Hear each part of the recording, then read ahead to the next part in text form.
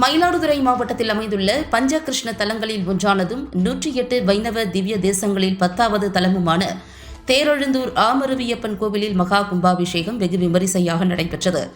ஆயிரக்கணக்கான பக்தர்கள் பங்கேற்று தரிசனம் செய்தனர்.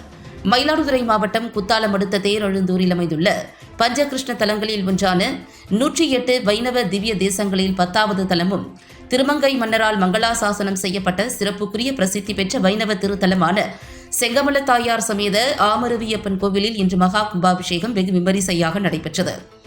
இந்து சமய அறநிலையத்துறைக்கு சொந்தமான இக்கோவிலில் கடைசியாக 16 ஆண்டுகளுக்கு முன்பு 2010ஆம் ஆண்டு கும்பாபிஷேகம் நடத்தப்பட்டது. இதையடுத்து மீண்டும் கும்பாபிஷேகம் நடத்த திட்டமிடப்பட்டு திருப்பணிகள் தொடங்கி அண்மையில் நிறைவு பெற்ற நிலையில் கும்பாபிஷேக விழா கடந்த செவ்வாய்க்கிழமை முதற்கால யாகசாலை பூஜையுடன் தொடங்கியது.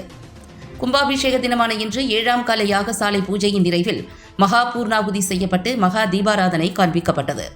தொடர்ந்து ஆமருவியப்பன் வெள்ளி படிச்சட்டத்திலும் செங்கமல தாயார் வெள்ளித்தாமரை வாகனத்திலும் எழுந்தருளி முன் செல்ல பூஜிக்கப்பட்ட புனித நீர் அடங்கிய கடங்களை பட்டாச்சாரியார்கள் தலையில் சுமந்து கோவில் விமானத்தை அடைந்தனர்.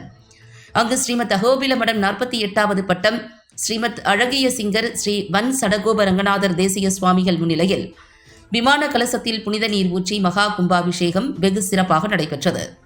இதில் ஆயிரக்கணக்கான பக்தர்கள் கலந்து கொண்டு தரிசனம் செய்தனர்.